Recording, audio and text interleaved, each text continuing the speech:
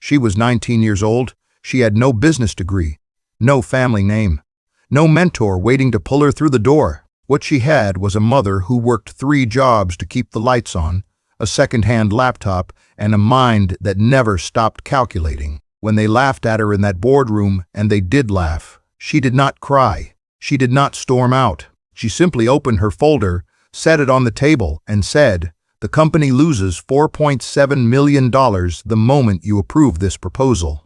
I have the proof right here." The laughter stopped.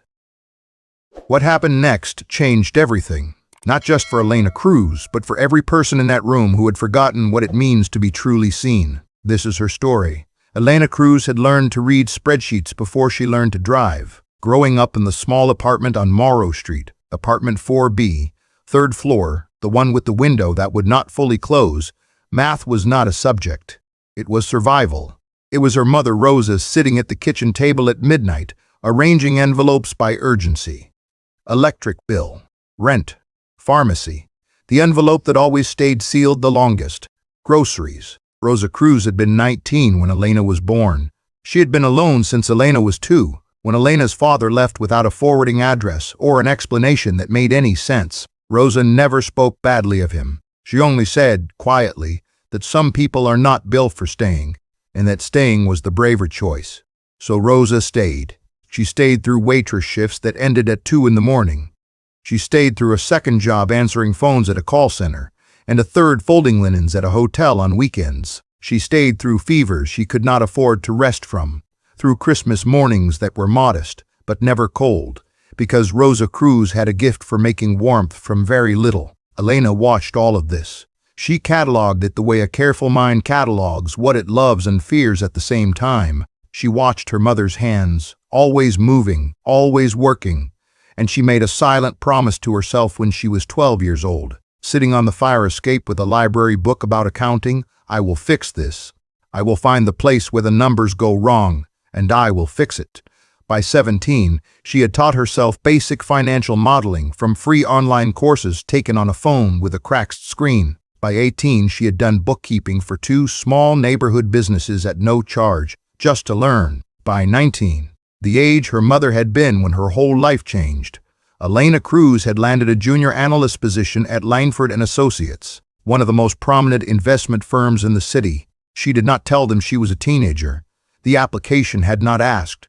Her work spoke a language that had nothing to do with age. On her first morning, she ironed the one blazer she owned, kissed her mother on the cheek, and walked 14 blocks to a building made of glass and ambition. She had no idea what was waiting for her inside it. Victor Langford was 28 years old and had inherited his empire at 24 when his father suffered a stroke that left him unable to work. By most accounts, Victor had handled the transition well, perhaps too well. He had restructured 3 departments, cut costs sharply, tripled revenue in 2 years, and developed a reputation for being brilliant, demanding, and utterly convinced that he was the smartest person in any room he entered. He was often right.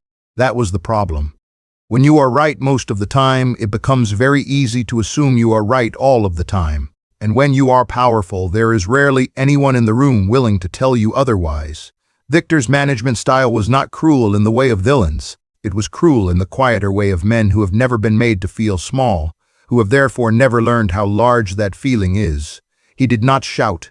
He did not demean. He simply spoke over people, dismissed ideas without explanation, and smiled with his mouth while his eyes moved on to something else. When Elena Cruz was assigned to the Mercer acquisition team, a high-stakes project Victor was personally overseeing, no one told her to stay quiet. No one had to. The culture of the office communicated it clearly. Speak when spoken to, agree when in doubt, and never, under any circumstance, challenge Victor Langford on numbers.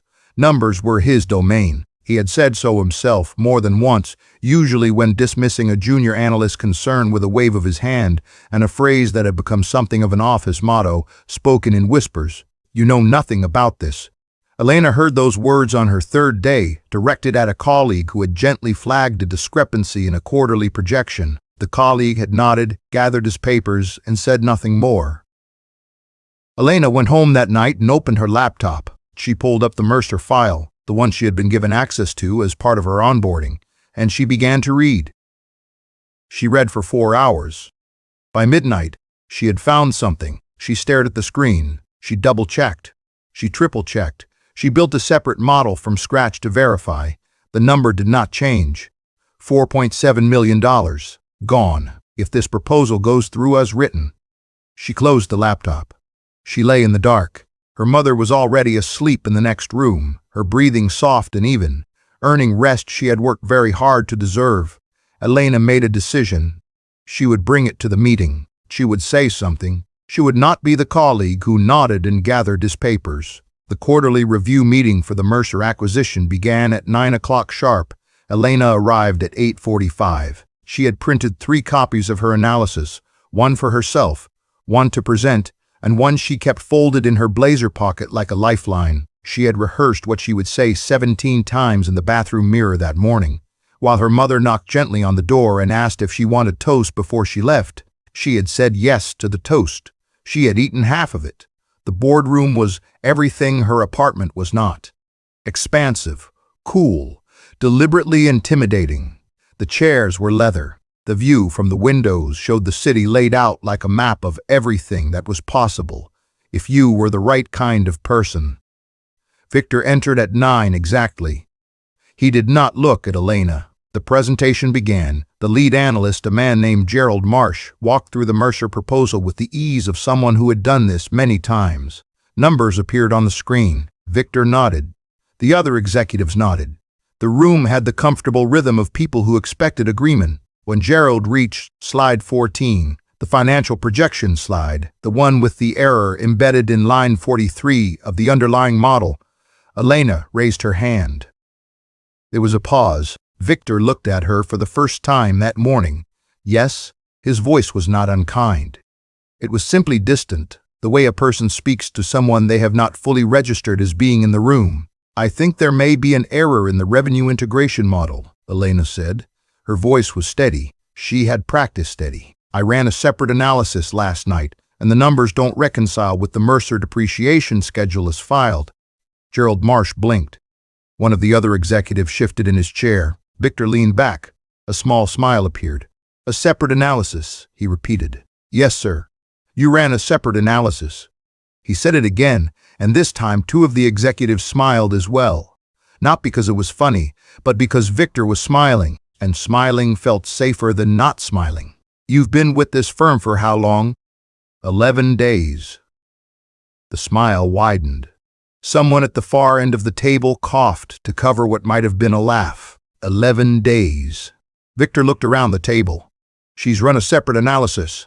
A beat. You know nothing about this.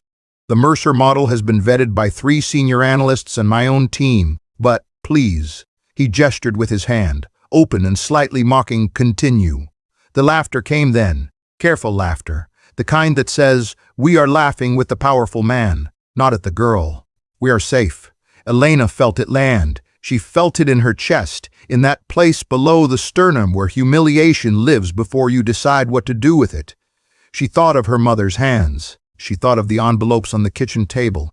She set her folder on the table and opened it. The Mercer depreciation schedule, Elena said, her voice calm and precise, was filed under IRS Code Section 168, which allows for accelerated depreciation on qualifying assets. The model on slide 14 assumes straight-line depreciation instead, which is incorrect for this asset class. The difference compounds across the 3-year integration period. She slid a copy of her analysis toward Gerald Marsh. In year 1, the discrepancy is approximately $800,000. In year 2, it grows to $1.4 million as the error compounds.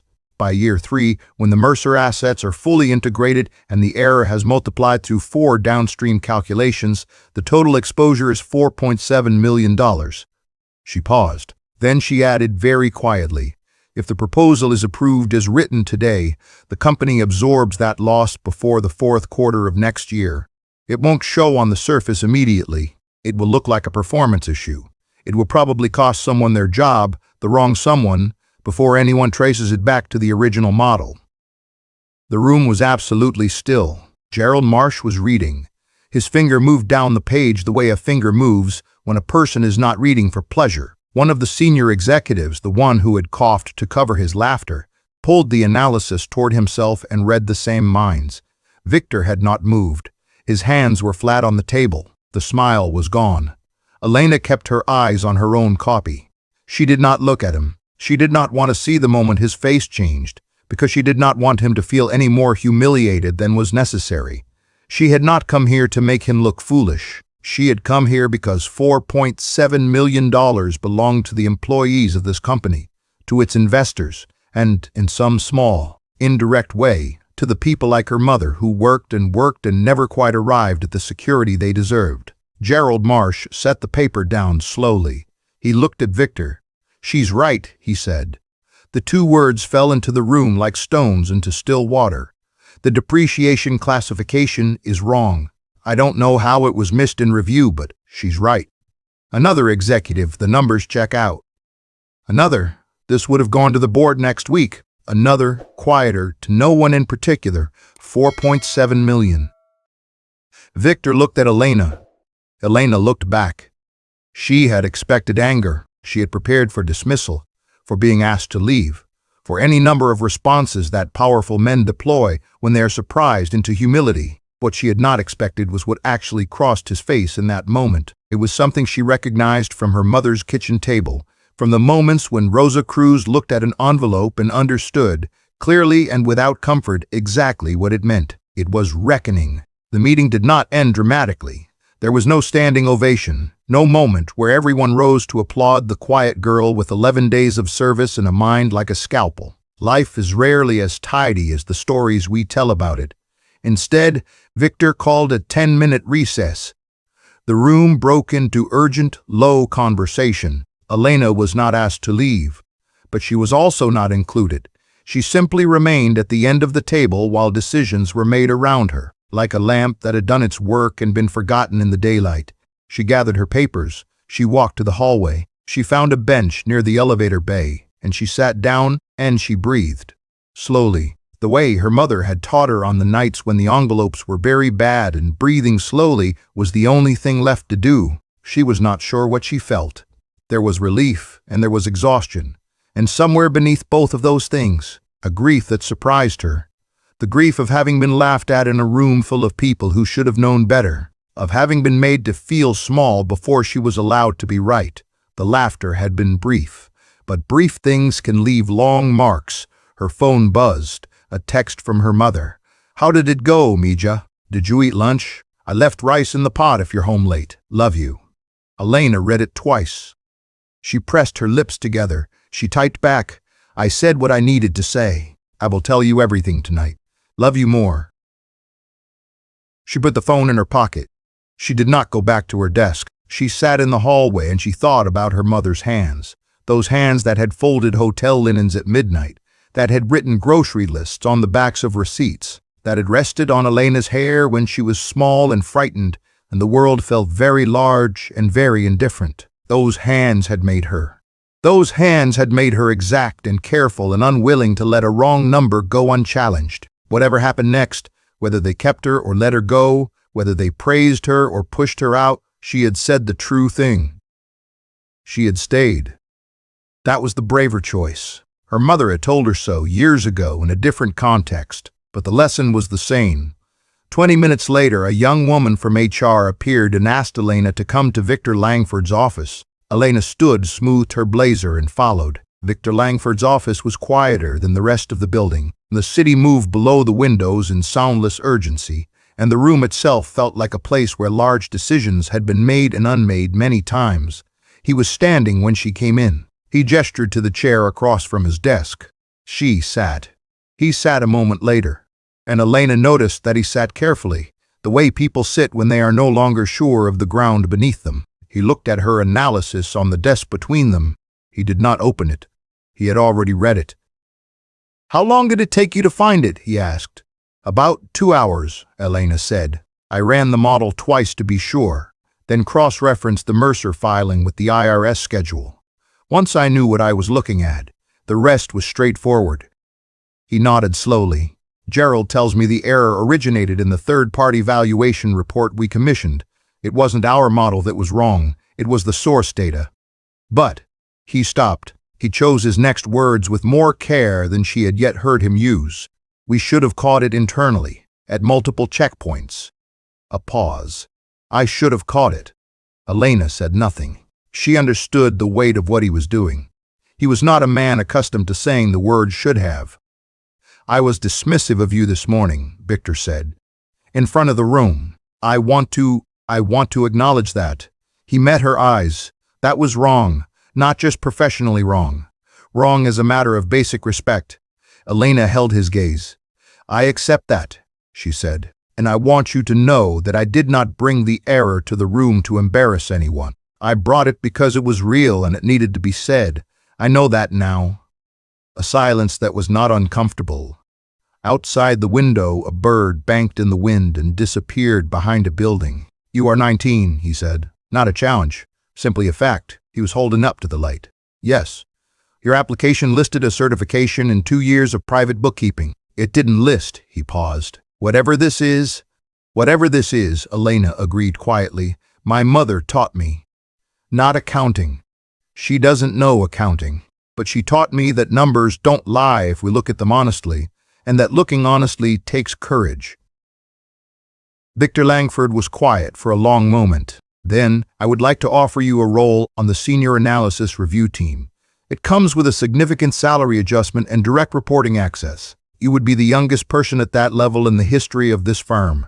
Elena did not answer immediately. She let the words settle in the room. The way her mother let difficult things settle before speaking, because speaking too quickly sometimes meant saying something other than the truth. Then she said, I would like to bring a proposal of my own. I would like to take the role, but I would also like to develop a review protocol that prevents this kind of error from compounding through the pipeline. Not just for Mercer, for all acquisitions. Victor looked at her. He almost smiled. Write it up, he said. Elena was home by 7. She could smell the rice from the hallway. Rosa was at the stove when Elena pushed open the door. Her mother turned, read her daughter's face the way only mothers can, with the whole body, with all of the accumulated hours of watching and knowing, and she set down the wooden spoon and opened her arms. Elena walked into them. She was 19 years old, and she had faced a room full of powerful men and said the true thing and survived it, and she was still young enough to need her mother's arms around her, and she hoped she would always be that young. They stood in the kitchen for a long moment without speaking. Then Rosa pulled back and held Elena's face in both hands. Tell me, she said. Elena told her. She told her about the error and the meeting and the laughter and the silence that came after. She told her about the hallway bench and the text message and Victor Langford's office and the offer. She told her all of it, in the order it happened, leaving nothing out. Rosa listened without interrupting. When Elena finished, Rosa was quiet for a moment. Then she said, You didn't let it swallow you. No, Elena said. When they laughed, I thought about your hands, Elena said. On the kitchen table, with the envelopes. I thought about how you never let it swallow you. Rosa Cruz sat down at the kitchen table. She pressed both hands flat on its surface, those hands, worn and known and endlessly capable, and she looked at her daughter with an expression that contained 17 years of sacrifice and hope, and the particular joy of seeing someone you love become exactly who you always believed they could be. I used to think, Rosa said softly, that working 3 jobs was the price of my mistakes, of the choices I made too young, without enough time to think. Elena waited. But I don't think that anymore. Her mother looked up. I think it was the education. For both of us. I learned what really matters, and you learned to count what others didn't bother to count. They ate the rice. They talked until late, and before she went to bed, Elena typed the first page of the review protocol that would eventually become company policy at Langford & Associates, a document cited in 3 subsequent acquisition reviews and credited with preventing an estimated $12 million in compounding errors over 2 years. She sent the first draft to no one. She just saved it. She turned off the light. She thought, just before she fell asleep, that the most important thing she knew had cost her mother everything, and that the least she could do was use them well. She intended to. Elena Cruz did not change the world by being loud. She changed the room by being honest. She did not seek revenge for the laughter or demand recognition for the discovery. She simply said what was true, stayed composed in the face of humiliation, and trusted that competence, real, careful, hard-won competence, would eventually speak for itself. And here is what the story teaches us. You do not need a name, a title, or someone's permission to see clearly. You do not need to be the most powerful person in the room to be the most important one. Sometimes the person who saves the company is the youngest one at the table, the one everyone laughed at because she was the only one who actually looked at the numbers. Victor Langford was not a bad man. He was an unexamined one. The difference matters. Bad men do not reckon with themselves. He did. And in that reckoning, he became better. Rosa Cruz, who never set foot in that boardroom, who never read the analysis, who only stood at a stove and made rice and held her daughter's face in both hands, was the quiet engine behind everything. The unglamorous heroism of a mother who stayed, who worked, who made warmth from very little. It was that heroism that built the mind that saved $4.7 million. We do not always see where the real power comes from, but it comes from those kitchens, those midnight envelopes, those sticky notes on refrigerators that say, "I believe in you, Mija." Always persevere, tell the truth, be the one who stays. If this story moved something in you, if it reminded you of someone you love, or of a moment when you were the one who stayed quiet and should not have, please take a second to like this video. Share it with someone who needs to hear it today, because someone out there is sitting in a hallway right now, after being laughed at, holding a folder full of truth, and they need to know that the right thing to do is go back into the room. Subscribe to this channel. We tell stories about the quiet ones, the ones who do not make the headlines, the ones who make the rice. They are the real story. They always have been.